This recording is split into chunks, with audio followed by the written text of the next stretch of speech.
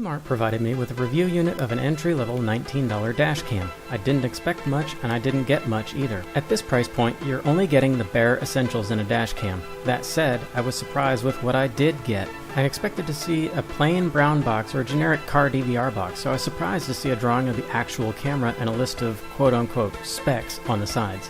I say that because some are just plain wrong and others make no sense at all, like what is years at midnight support supposed to mean? Inside the box was the usual stuff that comes with a dash cam, as you can see here.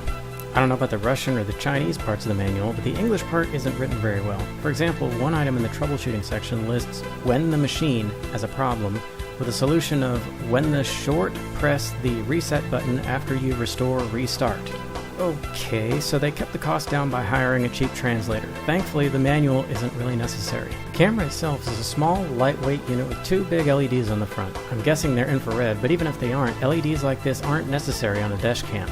There's no way one or two little LEDs could possibly provide more light than your car's headlights, even if they are infrared. The camera attaches to the suction cup mount with a small friction fitting. It held up just fine for my few days of testing, but if you remove it every time you park the car, it might wear out quickly. I like how the camera is all flat black and doesn't have any chrome, bling, or big labels that would attract a thief's attention. In my opinion, stealth is the way to go for dash cams. Then you don't have to take it down every time you park the car. Construction is very simple and uses a few adhesive pads, including one to attach the image sensor and lens assembly onto the front of the circuit board. This is one of the ways they kept the price so low. It also helps keep the weight down, which in turn helps minimize shaking and vibration on bumpy roads. Setup was pretty easy. Menus are simple enough to navigate without needing the instructions, so I'm not going to really talk about them. You can pause if you want to look at a specific screen as it goes by in the background. The only thing you really need to set is the time and date and maybe your preferred language. Other than that, the default settings will be fine for most people. That said, there is no option to have the screen automatically turn off, and that got to be a little annoying at night, but it wasn't the end of the world. The flashing record LED on the back was also a little bit bright and distracting at night, but again, not the end of the world. Now for the important part, the video quality.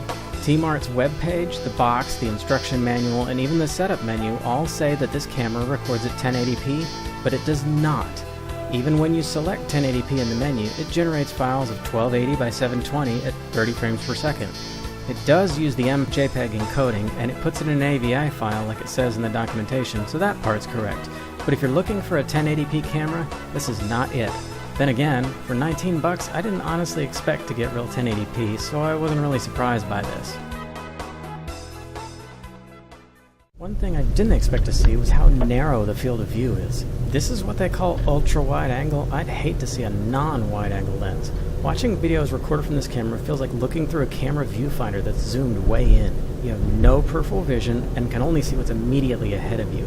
Because it's so zoomed in, it sometimes looks like you're about to crash into the car in front of you when you're approaching a red light or a stop sign, even though you're still a full car length away.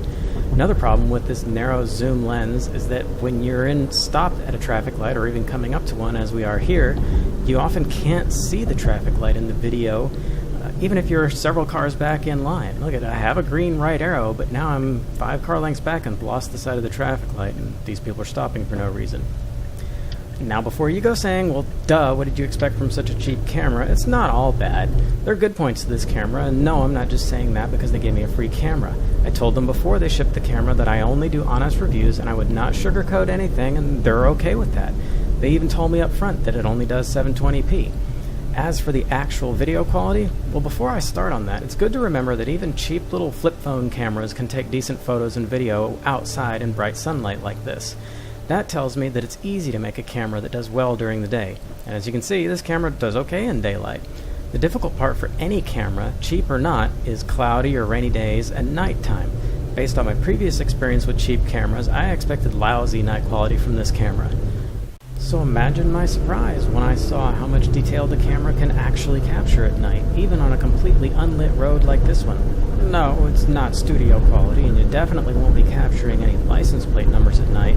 But then again, there's plenty of $300 dash cams on the market that can't capture plate numbers at night either. Okay, true, I do have extra bright HID headlights, but even without the HIDs, I honestly believe that the camera still would have done pretty good. Granted, it's still way too zoomed in looking, and it's only 720p, but at least the video is good enough to function as evidence in case you ever need it, like if somebody runs a red light or something like that.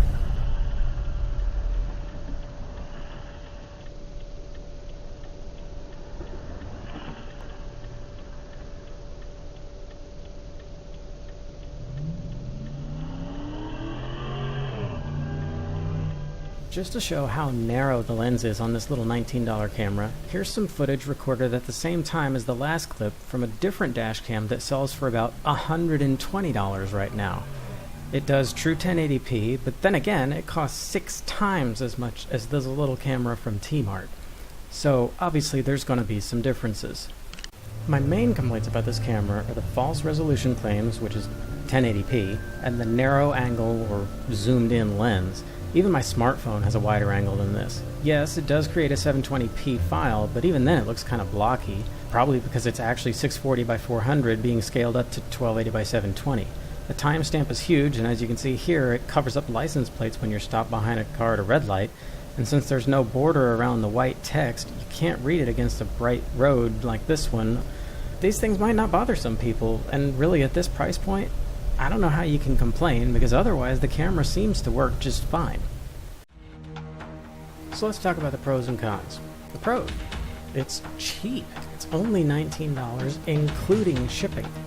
You get surprisingly decent video at night. You can capture license plate numbers, but only during the day when you're stopped and when somebody's right in front of you. It's got an all-black housing, so it's good and stealthy. There's no gap or overlap in between individual clips, which is actually surprising for such a cheap camera. And it's got a pretty solid suction cup mount, not a lot of shaking or vibration when you're driving. Now for the cons, it is not real 1080p. Even in 1080p mode, it only records at kind of a blocky 720p. It's not wide angle, it seems zoomed in instead. The view is very narrow, so you often can't see traffic lights when you're stopped in an intersection. The huge timestamp sometimes covers up license plate numbers of other cars. The lack of a border around the timestamp makes it unreadable on bright days and light-colored roads. The screen is always on, which can be a little distracting at night. The bright, flashing recording LED is good during the day, so you can actually see it, but it's very annoying at night, at least to me, and it's redundant since the screen's always on anyway. There's no emergency lock button to prevent a file from being overwritten, and there doesn't seem to be a G-sensor for the same purpose, but with a large memory card that won't be much of a problem. It can support up to 32 gigs. So, what's the verdict? For an item that only costs $19 including shipping, you can't really complain too much. Are there better dash cams? Of course, they cost a lot more than $19. Heck, the first dash cam I ever had worse night quality than this, and it still sells for more than $19. TMart and other vendors sell lots of different dash cams, and since there's so many choices, reviews like mine can be found all over the internet to help people filter out the junk from the gems. So would I recommend this particular dash cam? Well, if you only had $25 to spend on a dash cam plus a memory card, remember, most dash cams, including this one, don't come with memory cards, then this would be an okay choice, mostly because it has decent night quality. There's lots of situations where having some video evidence is way better than no evidence at all. It removes a lot of he said, she said. Main thing to remember is, even an imperfect dash cam is better than no dash cam at all.